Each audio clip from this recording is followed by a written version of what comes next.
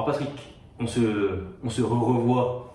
On se revoit. Non, c'est une blague, en fait, on est toujours sur la même vidéo. Mais du coup, on va faire, là, on va parler de l'intériorité de façon pratico-pratique. Ça tombe bien avec Patrick. Ça va. Patrick, pratico-pratique. On t'appelle pas parfois Monsieur Pratique? Non. Il y en a qui le disent. Et des fois, je suis un peu patraque. Moi, je suis plutôt ludique. Ah, pas mal. Pas Voilà, mal. je suis une ludothèque. L'intériorité, alors, alors moi, c'est un terme que je t'ai piqué du coup. Oui, C'est chez toi que je l'ai entendu, l'intériorité, je me suis dit, finalement, ça rime bien. oui, mais c'est pour moi qui l'ai inventé. Mais c'est un terme, Voilà. c'est un terme qui, alors, pour moi en tout cas, ça désigne une pratique. Vraiment. On va appeler une ascèse, parce qu'une ascèse à la base, c'est pas un truc rigoreux, c'est littéralement une pratique finalement. Qui, moi, je la vois comme ça, qui consiste à me tourner vers moi-même, qui est finalement se tourner vers le divin. Et en fait, je le vois, moi, comme un exercice de ma conscience, parce que la conscience, pour moi, c'est un peu l'outil psychique qui est le plus près du jeu, de ce que je suis, c'est ma réalité, ce qu'il y a dans ma conscience, c'est ma réalité. Ouais. Et plutôt que je l'imagine avec des petits yeux, ma conscience, braquée vers l'extérieur, parce que elle voit, voilà. Et du coup, je vais lui dire, attends, je vais t'apprendre un truc, qu'il allait regarder de l'autre côté, à l'intérieur, tu as une autre nourriture, et par cet exercice-là, tu vas te nourrir d'autres choses, du royaume, et tu vas porter d'autres fruits. Est-ce que toi, c'est ta définition d'intériorité, si tu en as déjà pensé une ou... Eh ben moi, j'aime bien définir par l'inverse. L'inverse, c'est l'extériorité. C'est être influencé par ce qui nous est extérieur. Donc, si on place Dieu à l'extérieur, on va être influencé par un Dieu qui est à l'extérieur. On va être influencé parce que nos sens physiques nous témoignent. L'intériorité, on change de référentiel. Ouais. Donc, ça complète hein, ce que Ouais, tu as dit, mais des fois, en parlant de l'inverse, on met un contraste, quoi. c'est ça, ouais. On met un contraste. Dieu n'est pas à l'extérieur. Et ça, c'est le problème des religions, pas des spiritualités, mais des religions, c'est d'adorer un Dieu extérieur. Et on va te dire, oui, mais comme Dieu est dans la création, il est aussi à l'extérieur. Oui. Et on va te reprocher, parce que moi, je le dis parce que je sais qu'il y en a qui vont me reprocher dans les commentaires, il va revenir, qui est, il n'y a pas de Dieu extérieur, de Dieu intérieur, il n'y a qu'un seul Dieu. Ben, on est bien d'accord qu'on parle d'une notion J'aime ça. personnelle de Ouais. Dieu, quoi. Non, alors pour eux, on va faire une petite dédicace. Vas-y. Je crois que Dieu est partout, autant à l'intérieur qu'à l'extérieur. Par contre, notre organe de communion avec lui, il est à l'intérieur de nous. Du coup, mon moyen de relation intime avec lui, je ne peux le trouver qu'à l'intérieur de moi. Mais je ne nie pas qu'il est à l'extérieur. Mais à l'extérieur, je vais voir ses ombres, je vais voir ses actions. Mais mon organe de communion avec lui, il est à l'intérieur de moi. C'est ce qui fait la différence pour moi entre l'intériorité et l'extériorité. L'intériorité ne nie pas la présence de Dieu à l'extérieur. Elle ne nie pas. Dieu est rempli des cieux et la terre, il est partout. Il ne peut pas être séparé de sa création. Mais notre organe de communion est à l'intérieur. Et c'est dans ce sens-là que c'est précieux, l'intériorité. Parce que si on loue un Dieu qui est à l'extérieur, on va faire des rites, on va faire une liturgie, on va essayer de s'auto-convaincre. Bon, Dieu, il n'attend pas qu'on ait trouvé le chemin intérieur. Des fois, il va nous faire un coucou de l'extérieur, hein, il nous fait grâce. Mais si on veut quelque chose de durable et pas seulement de ponctuel, si on veut quelque chose de régulier, l'organe de communion est à l'intérieur.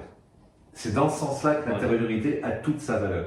Ça n'enferme pas Dieu à l'intérieur de nous. Mais pour notre relation personnelle, ça se passe à l'intérieur. Du coup, on oublie ce concept du Dieu intérieur et du Dieu extérieur.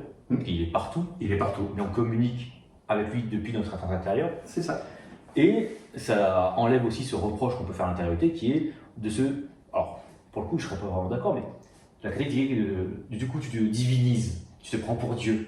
Au début, c'est un peu le reproche que j'entendais, c'est du coup, s'il est à l'intérieur de toi, que tu communiques à l'intérieur de toi, quelque part, tu te divinises. Ouais. Et finalement, c'est pas tout à fait faux. Non, c'est pas faux, et en même temps, chercher Dieu en soi, c'est prendre, je dirais, la Bible au sérieux. Paul il dit, ne savez-vous pas, même en grec c'est ne percevez-vous pas, ne voyez-vous pas que vous êtes le temple. On va chercher Dieu dans son temple. Ah, c'est bien cette traduction. Ne percevez-vous pas? Oui, c'est le mot, en grec c'est ça. C'est pas juste ne savez-vous pas au niveau théorique, c'est Ouais. ne percevez-vous pas, ne voyez-vous pas. Donc, si je veux aller adorer Dieu dans son temple, je rentre à l'intérieur de moi. Si nous sommes les nouveaux temples, la nouvelle sacrificature se fait à l'intérieur. Si nous sommes les nouveaux temples, l'endroit où on rencontre Dieu est à l'intérieur. Donc pour moi, c'est prendre la Bible au sérieux. Moi perso, je ne me prends pas au sérieux. Bon, depuis tout à l'heure, c'est qu'on se prend pas beaucoup au sérieux. Mais je suis sérieux avec lui. Dieu, je le prends au sérieux. Et ce qui est écrit, je le prends au sérieux. Si je suis un temple, je ne suis pas une chambre d'hôtel vide, quoi. Je suis un temple habité. Donc je vais aller le rencontrer à l'intérieur de son temple. Moi, des versets comme je suis dans la joie quand on me dit à la maison de l'Éternel, je sais très bien que c'est pas pour l'église. C'est moi la maison. Ouais. C'est toi la maison. Ouais. Et je suis dans la joie dès que j'ai l'occasion d'y aller, quoi. Bah, la maison, en plus, ça c'est le nombre de paraboles de Jésus sur la maison. Ah, c'est énorme. La maison où il y a l'ami qui attend à l'intérieur C'est de ça. la porte. C'est Il y a ça. la maison avec la chambre où on va prier Dieu dans le silence. Oui, Il y a. La et fameuse- on oublie. la fameuse chambre secrète. Il y a pas que. Alors, l'intériorité, on arrive. Alors, c'est compliqué, l'intériorité. Quand on vient me voir en me disant, ben, j'arrive pas avec l'intériorité, sans pratique, sans accompagner dans la pratique, c'est compliqué. Il y a un côté pratique qui est. On ne peut pas passer à côté, mais même si on veut accompagner les gens, accompagner une personne, on va dire initier la personne à cette pratique, on est d'accord que la vidéo va avoir ses limites. Oui. Si tu n'as pas le contact avec la personne, Oui. c'est pour ça qu'elle avait fait Capésica, il y a toujours Capésica, Ouais. et que c'est vraiment, toi tu t'es rendu compte qu'en fait, bien que tu puisses transmettre ce qu'est l'intériorité, On peut transmettre une théorie, mais il faut accompagner les gens dans une pratique. Même les premiers hésychiastes, ils faisaient des disciples et ils accompagnaient les gens dans une pratique. C'est pas que tu as une autorité sur eux, mais tu as exploré un chemin. Peut-être toi, tu as mis beaucoup de temps pour le trouver et tu leur fais gagner du temps, quoi. Ouais. C'est.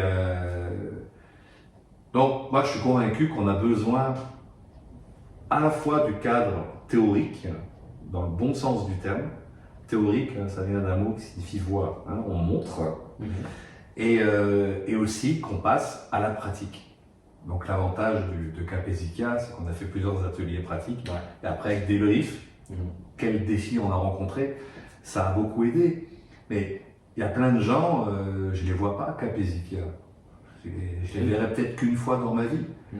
Donc à ces gens-là, je veux mettre à la lumière le gros mensonge dans lequel ils croient. Que l'intériorité c'est difficile. Ou qu'ils n'y arrivent pas. Ça c'est croire dans un mensonge. Parce qu'on ne peut pas louper l'intériorité. Et ce n'est pas difficile. Mais le problème c'est que c'est notre mental, c'est la façon dont on a tellement été éduqué à mériter les choses. On a tellement été éduqué avec l'esprit cartésien, il faut qu'on ait la démonstration, il faut qu'on ait la preuve. Ouais. Il faut que ça me valide. Voilà. Une validation de ma croyance, une validation de Voilà. ce que j'ai fait. Ouais. Donc on attend une expérience qui va venir valider. Alors que dans l'intériorité, on n'est pas du tout dans ce schéma-là. Ouais. Et c'est même pour moi, dans mon cas, c'est quand j'ai abandonné l'idée même, l'envie, l'idée C'est d'avoir un retour positif en disant ok c'est bon, t'as bien cru, ok c'est bon, t'as bien fait ton intériorité. C'est ça. Quand j'ai abandonné ça, c'est et ouais, en fait ça y est. Dans un moment d'intériorité, il n'y a rien à faire ou ne pas faire. Il n'y a rien à penser ou ne pas penser. Rien à sentir ou ne pas ressentir. On n'est pas là-dedans. On est dans la non-expérience. En fait, pour moi, le chemin royal, c'est au départ, c'est le silence. On fait silence devant lui, on se rend dispo à sa présence et on sait qu'il est là, point. Mais on n'a pas besoin qu'il nous le prouve. Et moi, je sais que les gens, ça leur fait drôle quand je dis ça, mais je me complais dans la non-expérience. Je me complais dedans parce que là, au moins, je suis sûr de mes motivations. Je n'ai pas fait pour ressentir, je n'ai pas performé. Est-ce que ça m'arrive que mes pensées elles partent dans tous les sens? Ah oui. Bien sûr, mais au moins ça prouve que j'ai pas un électroencéphalogramme plat. C'est ça. Mais il y a des séances d'intériorité, et puis c'est pas mieux, hein, c'est cette semaine quoi, Ouais. où au bout de 10 minutes j'arrête parce que, bon, il y a des pensées qui partent dans tous les sens. Et ben parfois j'y reviens, Ouais. et j'ai des pensées, et puis je fais, alors je reviens dans le sens où je me remets sur le pourquoi je suis disponible en fait. Ouais. C'est un peu ça. Et puis, la plus grande satisfaction que je trouve dans une séance d'intériorité, c'est exactement ce que tu dis, c'est quand tu as cette conscience que tu es juste parce que tu es dispo. Voilà. Et tu as cette espèce de... Ah, c'est indescriptible, hein. Ah, c'est dur de mettre des mots. Et c'est comme une satisfaction que tu ressens. Ouais. Alors, j'y ressens et ils me diront, mais t'as pas de... Parce que Non, mais c'est après. Ouais. C'est pas pendant. Mais sur l'instant, tu as ce truc, tu sais que tu y es juste... Ah, pareil, c'est compliqué. Ouais. Non, mais tu Et sais, c'est- mais par un sens spirituel, pas par une émotion, pas par. C'est pas un ressenti palpable. C'est une espèce de surintelligence. Ouais. T'es au bon endroit, quoi. Et pour moi, l'intériorité, mais on ne peut pas louper. Après, là où les gens souvent se font piéger, c'est qu'ils ont l'impression qu'il ne faut pas penser. Et oui. Ouais. Je veux juste vous dire, si vous ne voulez pas penser, vous allez avoir un gros problème. Ça va pas vous plaire la solution, je pense. Ça va pas vous plaire. Non, penser, c'est un signe que vous êtes vivant. Donc Descartes a dit « je pense donc je suis », j'en suis en partie d'accord, mais je veux pas qu'on soit réduit à ce qu'on pense. On n'est pas ce qu'on pense. Voilà. Moi, je ne suis pas seulement un être pensant. Il y a quelqu'un qui a dit « l'homme est un animal pensant ». C'est faux. Non, je crois pas. On a une partie pensante, mais on a été créé à l'image de Dieu et on a aussi une partie communiante. Donc, si je peux amener ma partie pensante en communion avec Dieu, tant mieux.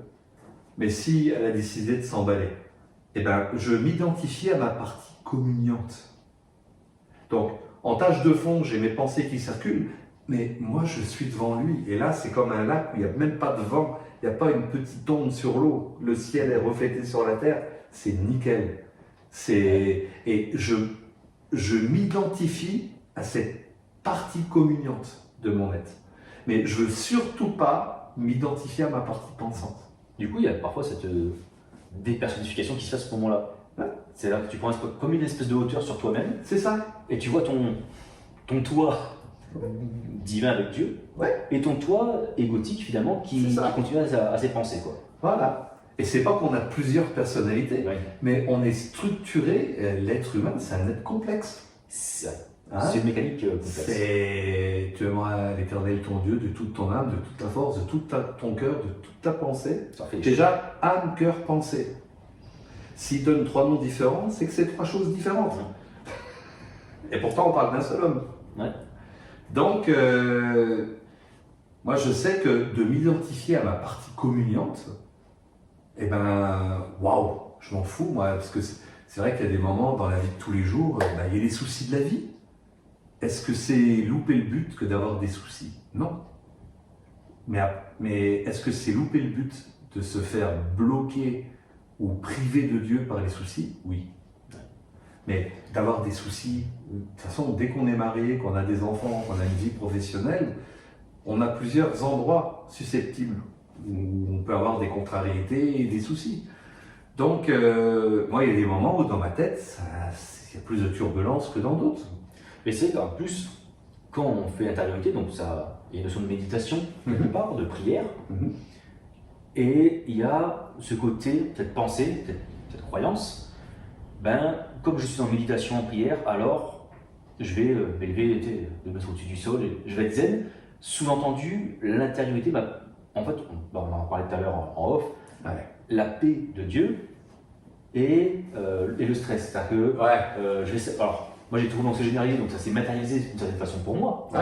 Mais je me suis dit, mais du coup, je ne peux pas dire que j'ai trouvé la paix de Dieu parce que je n'ai plus de trouble d'anxiété généralisée.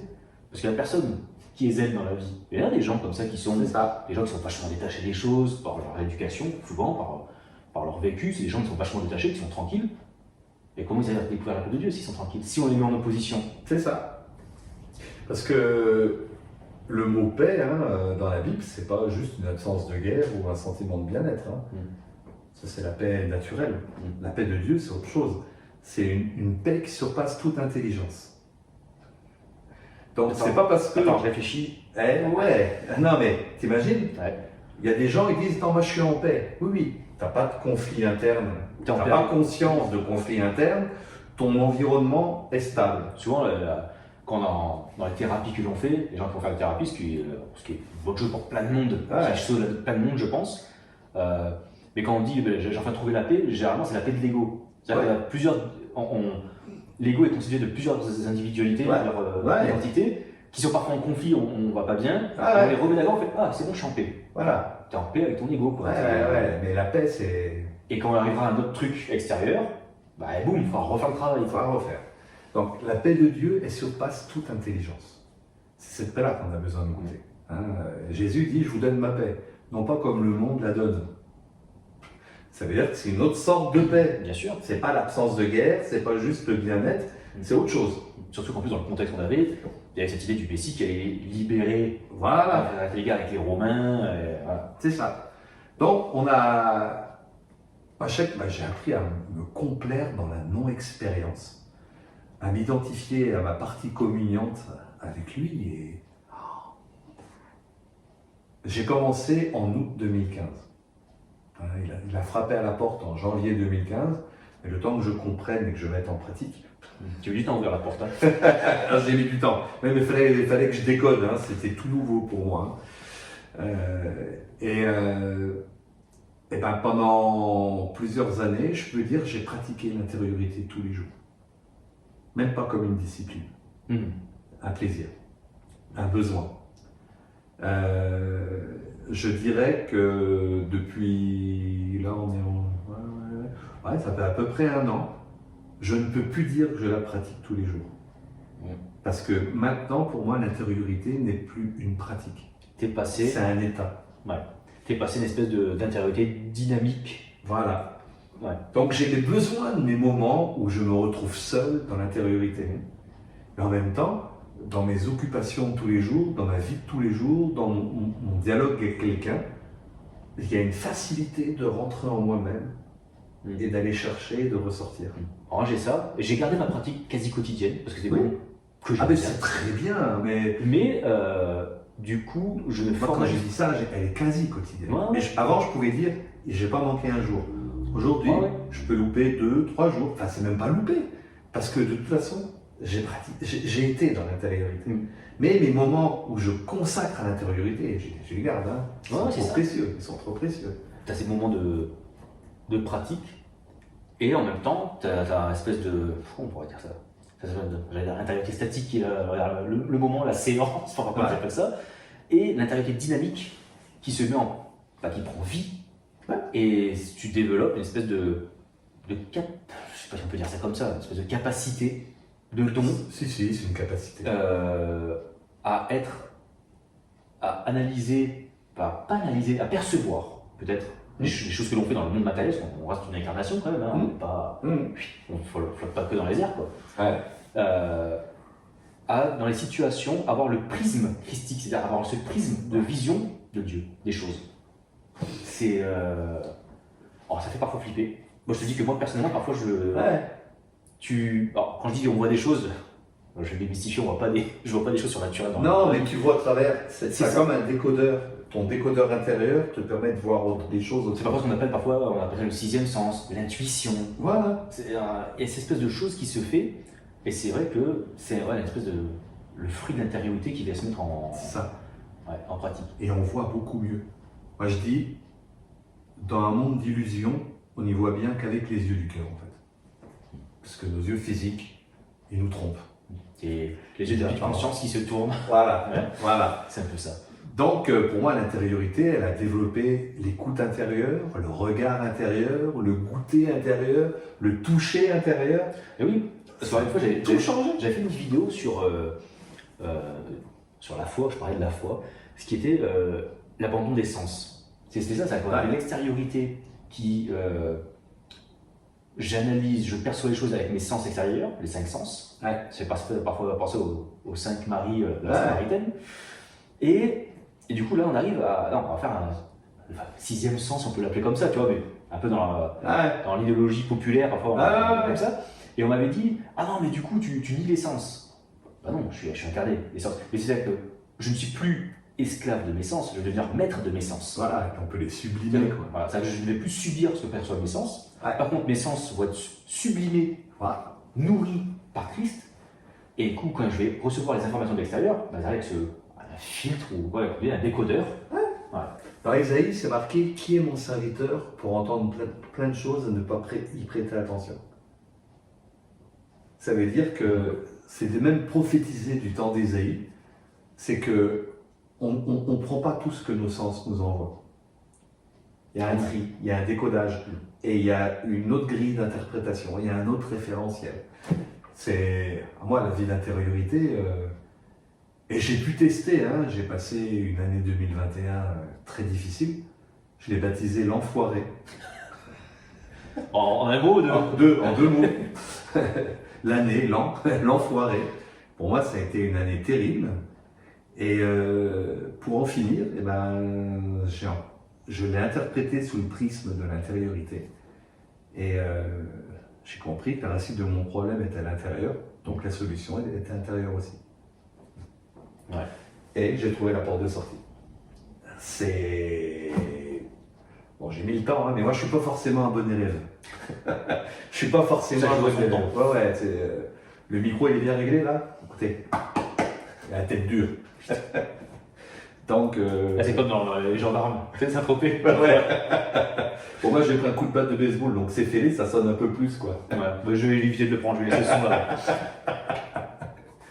Donc, pour moi, c'est un gros mensonge de penser qu'on ne peut pas arriver à l'intériorité, qu'on va louper l'intériorité. C'est juste qu'on part avec une mauvaise motivation ou une fausse attente. Et moi, il y a un truc avec l'intériorité, souvent, il y a un pari que j'aime faire, c'est que les temps modernes de Charlie Chaplin.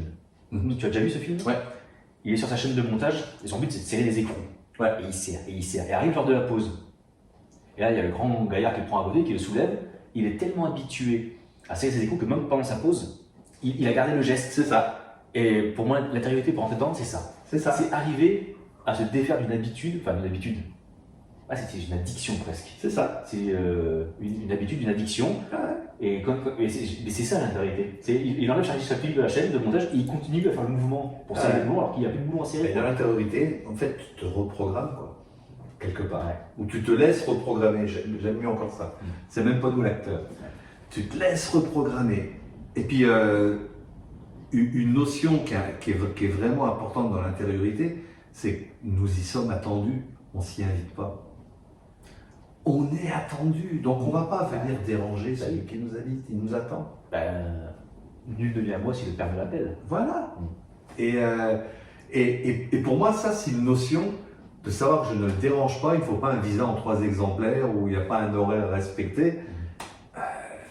Moi, quand mon fils était petit, il savait que j'étais en train de prier dans mon bureau, il s'en foutait, il ouvrait la porte et il rentrait, quoi.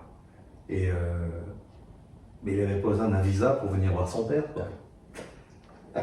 Donc, pour moi, l'intériorité, il y a cette notion, on ne peut pas la louper, on est attendu. La seule chose qui peut nous bloquer, c'est une fausse idée de l'intériorité, une fausse attente. Et penser qu'on ne doit plus penser. Déjà, penser qu'on ne doit plus penser, on rajoute une pensée. C'est ça. Parce que s'il faut penser à ne pas penser, Le truc des pensées, c'est un truc qui revient souvent. Hein, ah, ça revient dans très les- souvent. Très Et souvent. tu vois, je ne sais même pas si ce que je vais dire, je l'ai déjà raconté sur la chaîne. Exclu. Rejoignez la chaîne, c'est important. Quand on va parler de Dieu pour la première fois, moi je suis arrivé à Dieu par les Anunnaki, par les légendes sumériennes. Ouais. Alors, j'ai pris un virage, j'ai pris des chemins, Ah. j'ai pris des chemins de traverse. moi. Et bon, je le fais court, on parle de Jésus, de Dieu et tout, puis on me dit, il faut prier. Et puis les choses font qu'un jour, je me mets à genoux dans ma salle de bain, c'est le seul endroit où je peux fermer la clé et qu'on me foute la paix.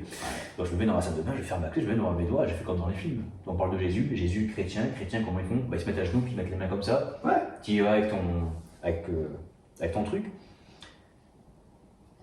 Et en fait, je pense que ma première prière à Dieu, où je l'ai rencontré, était une intériorité.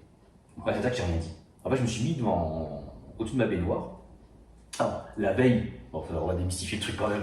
La veille, on va vite prier. J'ai posé plein de questions à Dieu. Montre-moi, montre-toi, montre-toi.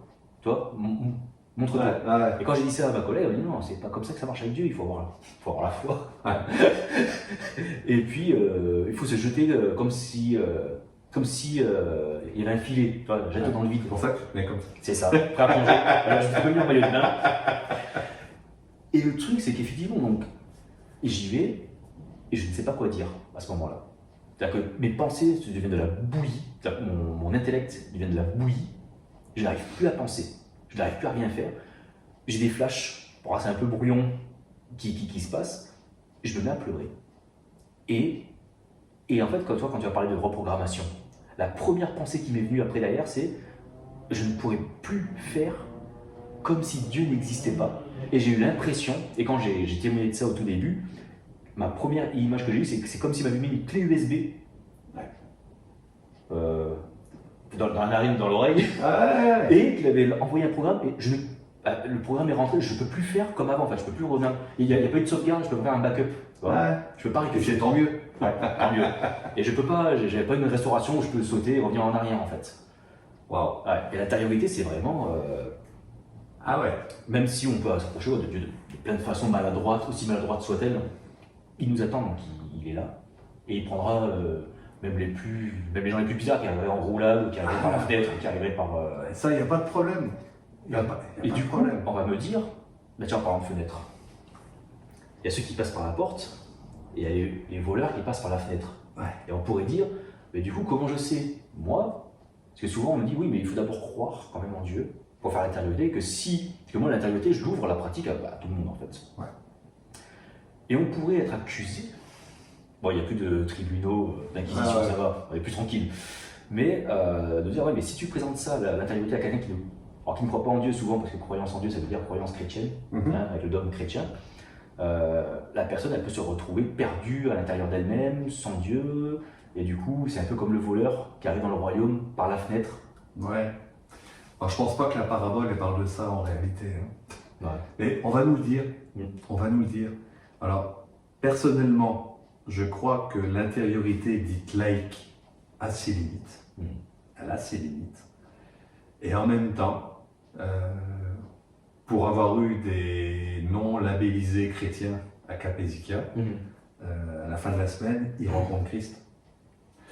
Donc, mais je continue de dire que la méditation, l'intériorité dite laïque, elle va avoir ses limites. Parce que, ok, la personne va faire une expérience intérieure. Maintenant, moi, je crois que Christ est la lumière qui éclaire tout homme venant au monde. C'est ce qui est écrit dans le prologue de Jean. Hein. Donc, il y a Christ en lui. S'il ajoute cette petite je vais me connecter à Christ, bah, il y a quand même une plus-value que je vais me connecter à moi-même. Donc, mais c'est toujours bénéfique, il y a un développement personnel. Et en plus, parce qu'il y a ce moi-même qui est ce moi-même en fait. Voilà. On en reste toujours à ma partie mon moi pensant, mon moi communion. Et voilà. Si je reste sur mon moi pensant, alors je vais me visiter intérieurement, je vais comprendre des choses, des mécanismes qui m'habitent, et ça va se limiter à ce moi. On aura progressé. Mais en même temps, pourquoi limiter l'intériorité aussi qu'à des gens qui croient en Dieu? Parce qu'il y en a, ils découvrent Dieu par le biais de l'intériorité.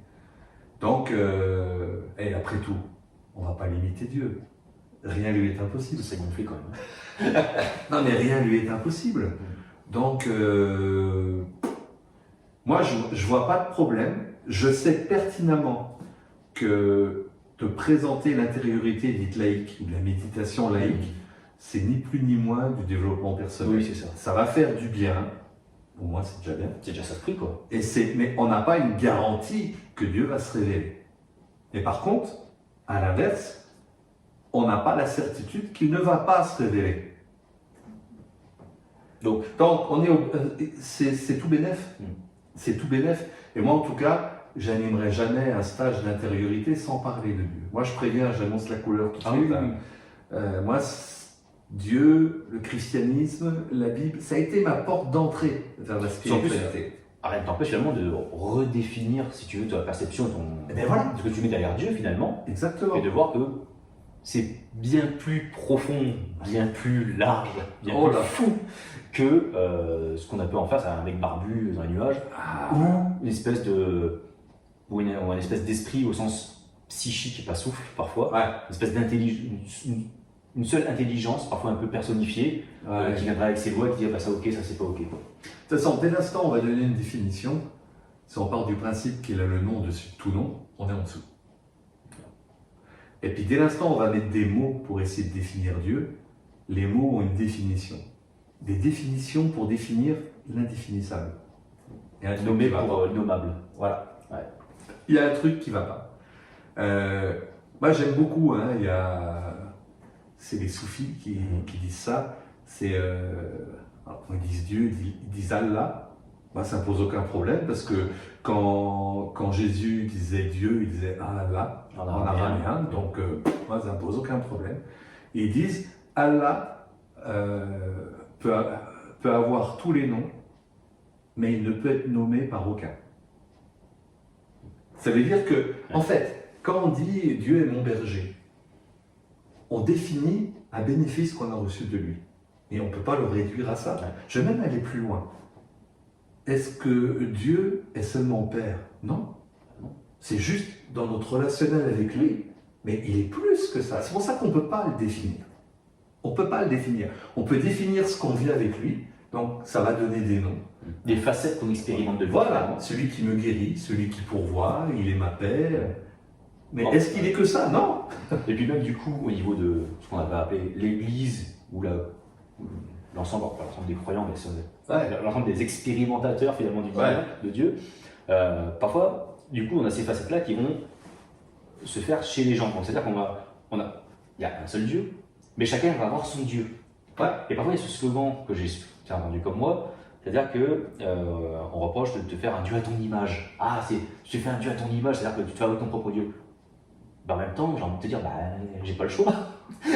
En même temps, si Dieu est ce que j'expérimente avec lui, forcément, je vais me faire avec ce que j'ai vécu avec lui.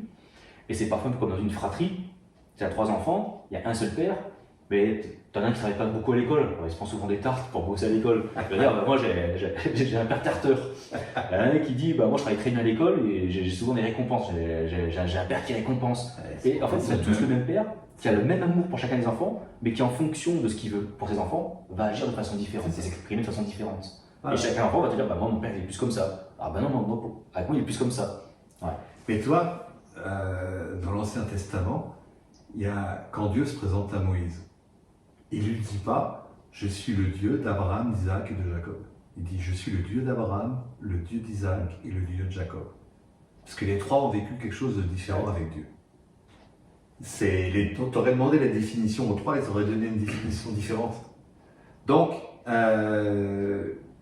au départ, on ne peut pas faire autrement, hein, je dirais dans la petite enfance avec Dieu, de le mettre dans une boîte avec nos définitions. Mais je crois que via l'intériorité, d'un seul coup, la boîte elle explose. Parce qu'on se rend compte qu'il est beaucoup plus grand que ce qu'on peut exprimer, ce qu'on peut penser, ce qu'on peut concevoir. Tu vois, il y a un truc que ça a fait, alors, ça va paraître très anodin, mais j'ai arrêté d'écrire Dieu avec une majuscule.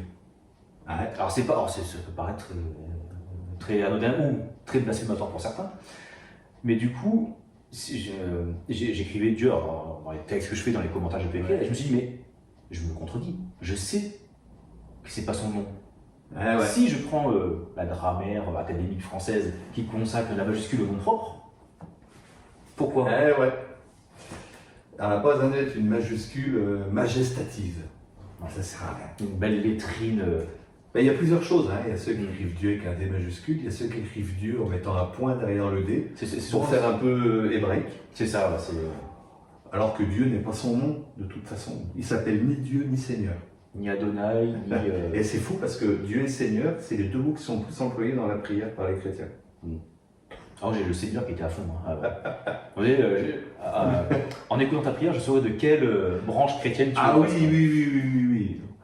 Et moi, même des fois, j'entendais des pasteurs prier, je pouvais voir de quelle école biblique ils venaient. C'est balèze. Parce qu'ils prenaient l'accent de leur prof que je connaissais. Patrick, je te remercie. Et ben voilà. On a fait un plongeon dans l'intériorité. Voilà, je pense qu'on a abordé des questions que les gens se posent. Et après, ben, on va finir là-dessus pour de vrai.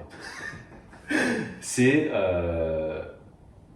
bien qu'on puisse faire, on fait notre mieux à travers la vidéo pour présenter l'intériorité, pour en définir certaines facettes.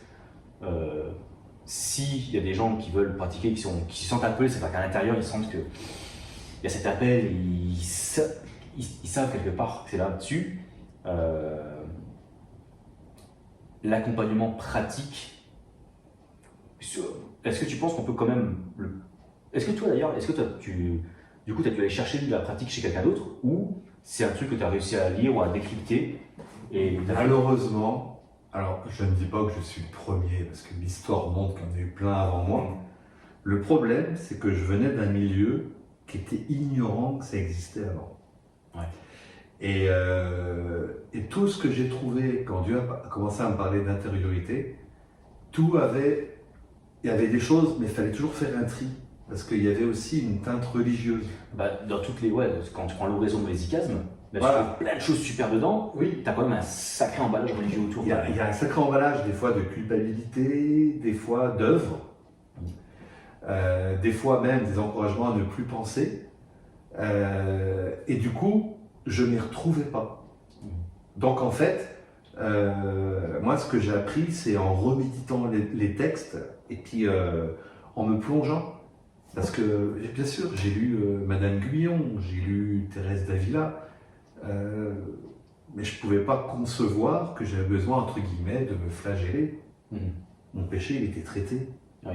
Donc, ça ne me correspondait pas. Et puis après, j'ai lu les ichiasmes des orthodoxes. Qui est peut-être ce qui se rapproche le plus. Et en même temps, je ne me reconnaissais pas. Alors, parce que moi, ça n'a pas été mon truc de répéter une phrase sans arrêt. Ouais. L'espèce de mantra ou voilà. Kyrie Ellison. Voilà. Et je ne me suis pas reconnu. Donc, bon, j'ai pris un truc par-ci, par-là. Hein. Je ne dis pas que j'ai rien pris des lectures. Non, tu t'es fait un ouais. sur-mesure, quoi. Voilà. Quoi. Mais par contre, ce que j'ai trouvé dans la Bible, hein, juste au niveau des mots, après je me suis rendu compte dans les psaumes, dans les paroles de Jésus, il était parlé d'intériorité, dans le cantique des cantiques, mais ça m'a suffi. Et après, je me suis dit, de toute façon, je vais avoir besoin d'expérimenter. Il va falloir se lancer et puis voir. Il va falloir se lancer, et puis comme ça, je pourrais l'expliquer avec mes mots.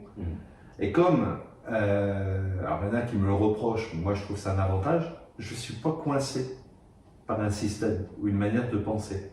Ça veut dire que je vais peut-être le dire d'une manière un peu plus universelle. Ouais. Voilà.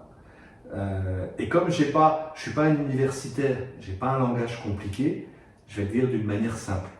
Je vais l'avoir digéré. Et après, quand je dis ça, hein, je ne méprise pas les universitaires. C'est pas du tout mon propos. Hein, c'est pas du tout mon propos. C'est une démocratisation, parce que une vulgarisation.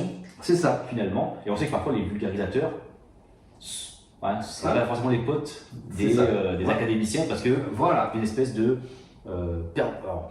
cassage de certaines élites, de certaines connaissances complètement. Qui seraient réservées pour certains. On la distribue à petite dose, et là il y a un mec qui arrive, un vulgarisateur qui arrive, bam, qui balance pour tout le monde. Quoi. Moi je dirais que j'aime beaucoup le grec ancien. Je suis plus en phase avec les linguistes qu'avec les théologiens. C'est parce qu'il y a une différence entre la linguistique et la théologie. Il y a une différence énorme. Et ben, j'ai trouvé des profs de linguistique de grec ancien où ils te donnent ce que dit le texte sans avoir une influence théologique. Ben, je préfère. Parce qu'aujourd'hui, les théologiens, c'est souvent c'est une chose que je détestais à l'école, ça, les études de texte. Ouais. Quel est le sujet? Quels sont les personnages principaux? Décrivez les personnages principaux, tu vois. Ouais. Et souvent, pour moi, la théologie aujourd'hui, ce qu'on en connaît, c'est des gens, en plus maintenant, elles s'inscrivent tous dans une tradition, donc qui ont fait tous les mêmes écoles. Ouais. Et du coup, est-ce qu'on crée encore de la théologie aujourd'hui, finalement, puisque... Mais en plus, il y a une autre question. Enfin, moi, j'ai pas eu d'éducation. J'ai pas été à l'école longtemps, beaucoup dans la rue, un punk. Ça fait mal pour être théologien. Ça fait mal pour punk. Et on m'a souvent reproché, mais tu te prends pour qui pour contester ce que d'autres ont dit avant toi. Et j'ai beaucoup réfléchi à ça. Et je me suis dit, mais est-ce que Dieu a fini de se révéler? Est-ce que les pères de l'Église, qui des fois se contredisent, ou ont changé d'avis au cours des années, ont fini la question de Dieu? Je pense pas. Je pense que Dieu, il a une révélation aussi pour notre génération, et on n'a pas fini.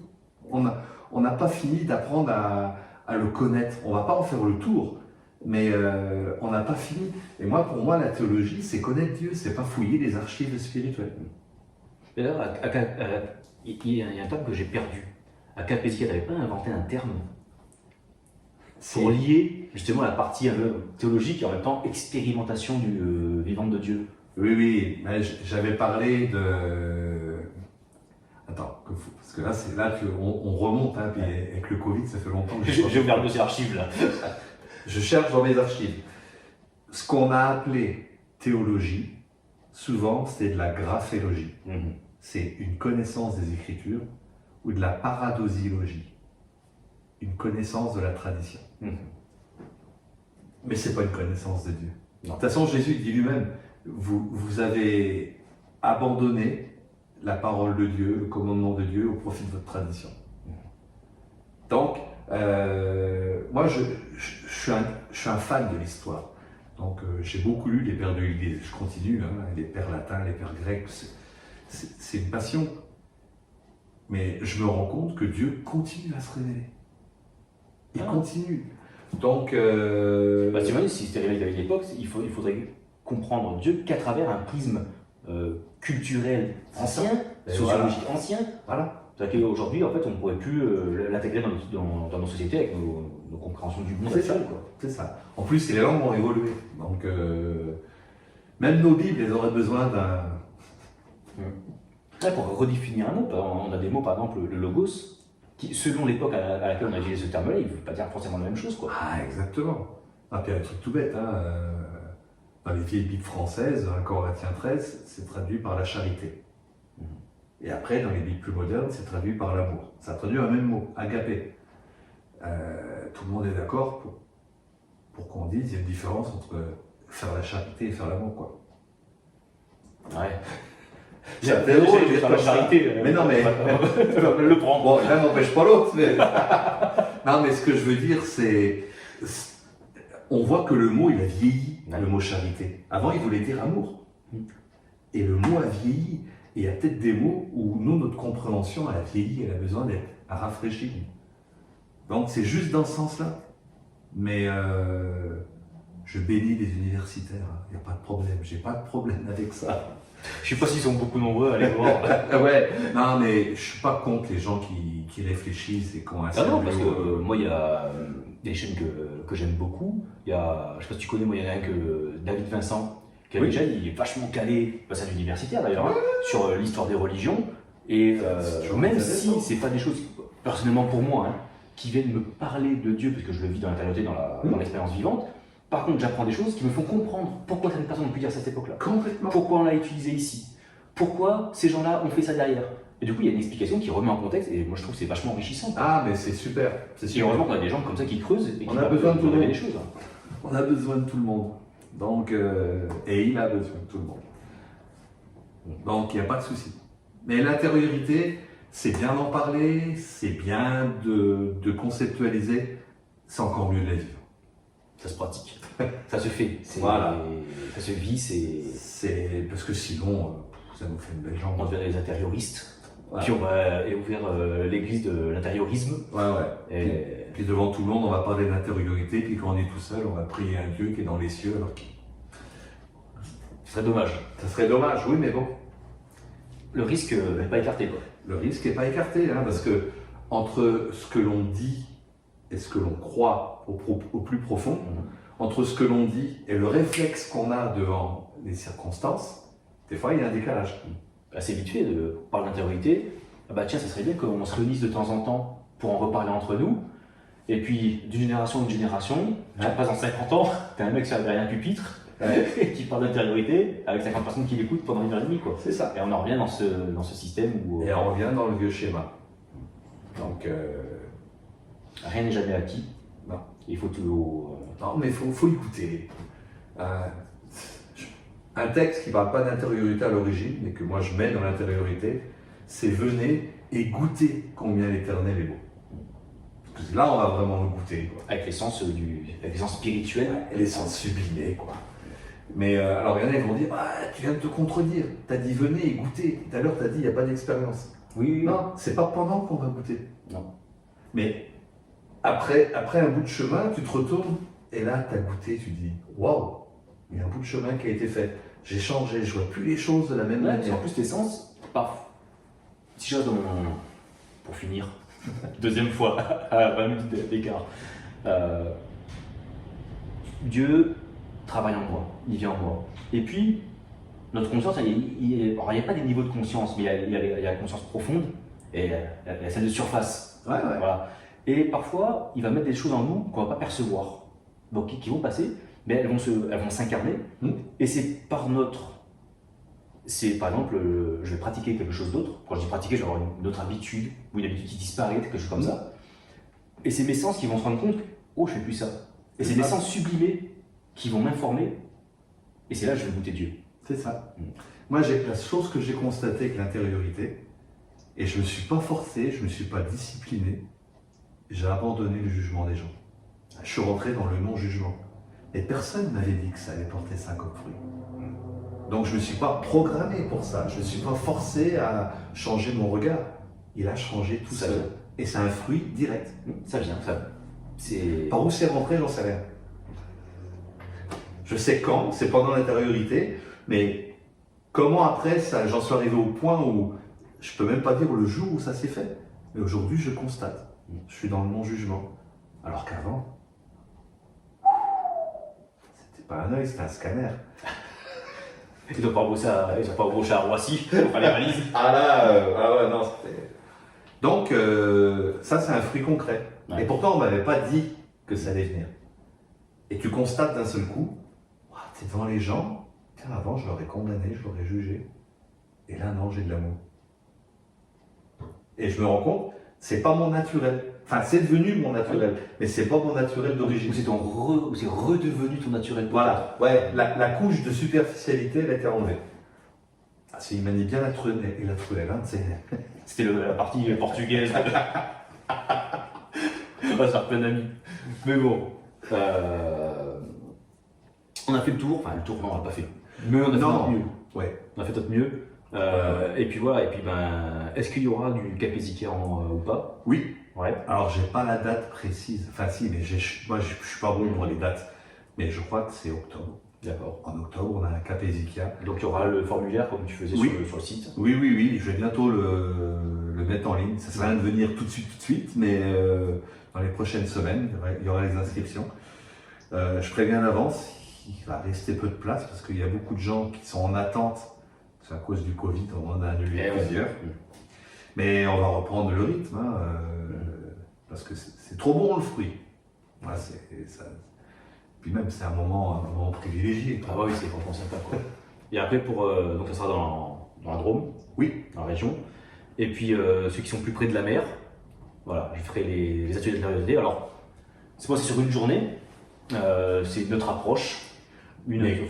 Qui ne s'annulent pas, qui se complètement contredisent pas. Hein. Et puis, moi j'ai témoigné, comme je te disais, des gens qui font les fondations, les ateliers, qui écoutent les vidéos et qui retrouvent des compléments entre les deux qui sont top, quoi. Un peu comme on a fait, c'est des vidéos qu'on a fait. C'est super. Je te remercie.